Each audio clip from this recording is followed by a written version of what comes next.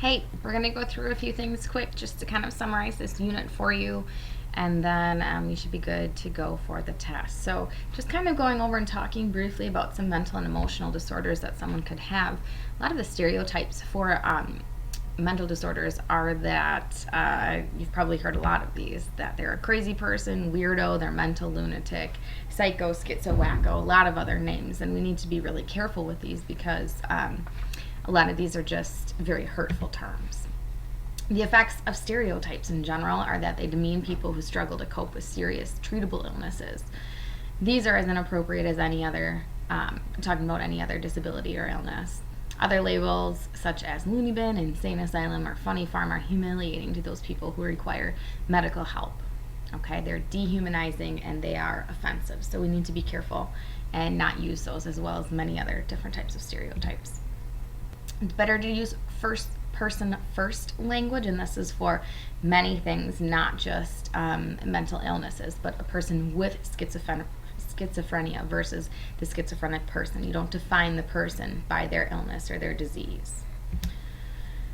Other mental and emotional disorders, I'm sure that there are a lot of others that you can think of on your own. Anxiety disorder is a mental disorder characterized by extreme feelings of anxiety or fear.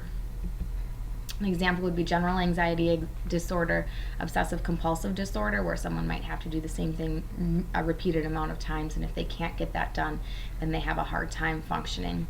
A phobia, perhaps a panic disorder, or PTSD, which is very common in people after wars. Mood disorder is when a person experiences extreme or prolonged emotions or mood changes that he or she cannot control. So this could be manic depressive disorder or bipolar disorder. So these are where people can have extreme highs and very low lows, and they can swing from one to another very quickly. Major depression is a mood disorder in which people lose interest in life and no longer find enjoyment in anything that they do. Personality disorder is a type of mental illness in which you have trouble perceiving and relating to situations and to people, including yourself. Some examples would be antisocial personality disorder, avoidant personality disorder, borderline dependent, all of these different kinds of personality disorders. Schizophrenia would be an example as well, probably the most common that we know of. Which is a severe mental disorder in which people lose contact with reality. They hear or see things that aren't actually there, like hallucinations. Eating disorders are also an example. ADD or ADHD. Sleeping disorders such as insomnia are also examples, and Tourette syndrome, where a person can't control what they're saying, are all potential disorders as well. So we're going to flip into depression, which we've talked about briefly. But we're going to talk specifically about the warning signs of depression. If someone you know experiences persistent sad, anxious, or empty mood, loss of interest in favorite activities, change in appetite or rapid weight loss or weight gain, change in sleep patterns, restlessness or irritability, difficulty concentrating, remembering, or making decisions, persistent physical symptoms that don't respond to treatment, these could all be potential indications that a person is depressed. If these are happening for longer than 2 weeks, we need to make sure that we seek help from a mental health professional. These would be feelings of worthlessness, specifically withdrawal, difficulty concentrating, poor school performance, and thoughts or talk of death or suicide. These are all conditions in which we definitely need to seek help immediately. Suicide prevention, here we are, it's time to act. Warning signs of suicide, there are a lot of early warning signs, okay? And a lot of those are very similar with depression as well.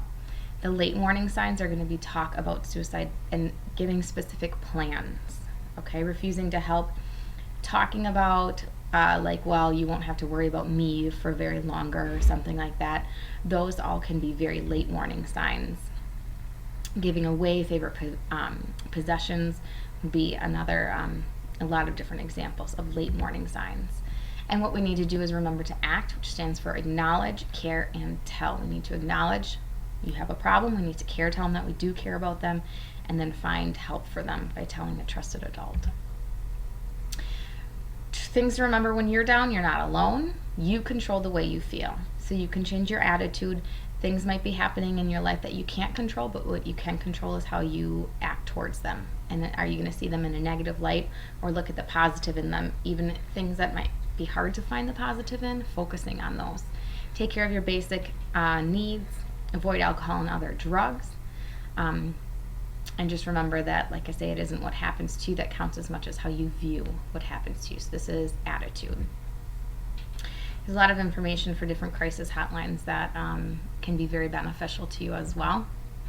And a lot of different organizations that are out there to help people who are going through troubles, maybe suicide, maybe depression or mental illness. And if we need to go somewhere to get help either for ourselves or for someone else, we need to know where to go. So first of all, when should we seek professional help? We need to know the warning signs if we're feeling sad, angry for no reason, being tired all the time, extreme shifts in mood, any of these other things, we're going to need to seek professional help.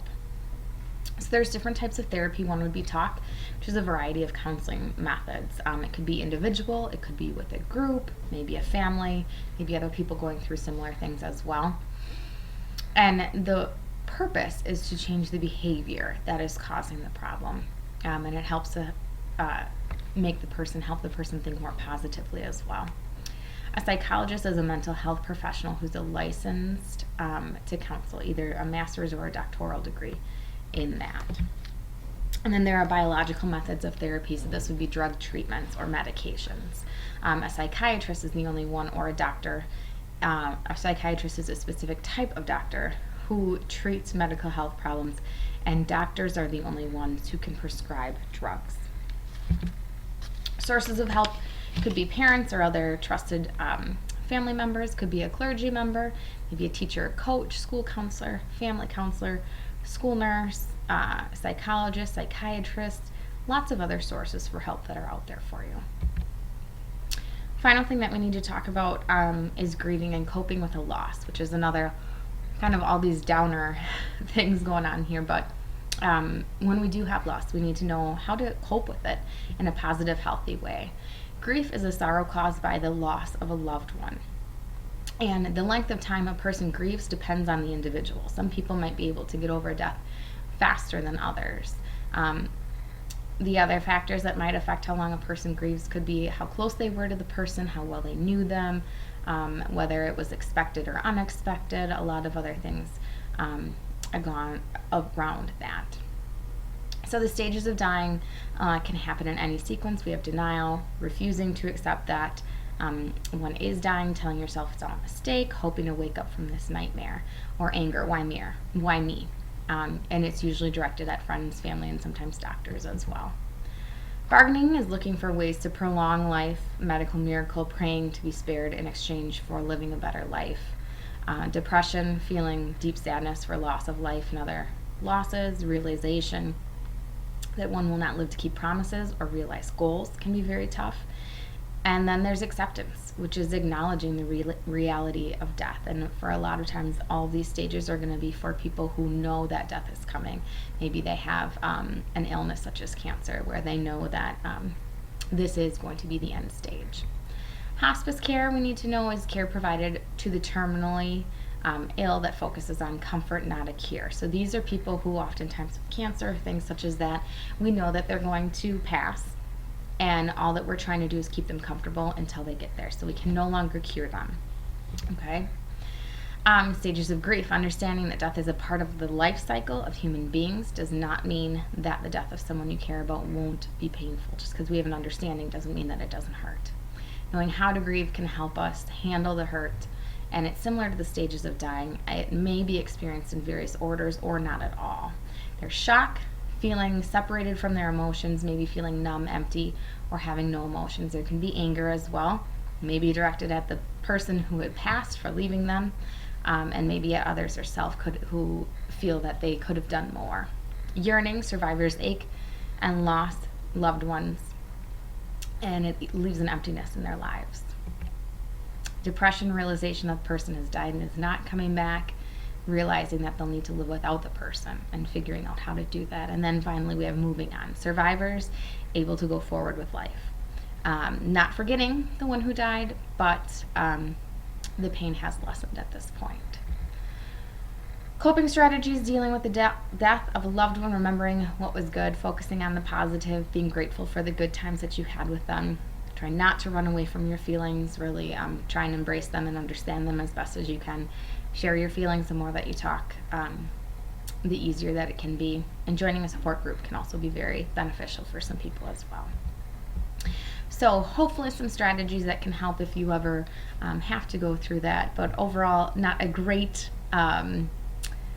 group of things to talk about, but if we can understand them and be able to cope with them better, and know how to get someone help if they need it, it's only going to make our lives better in the long run. So hope you have a great night, and we'll see you later.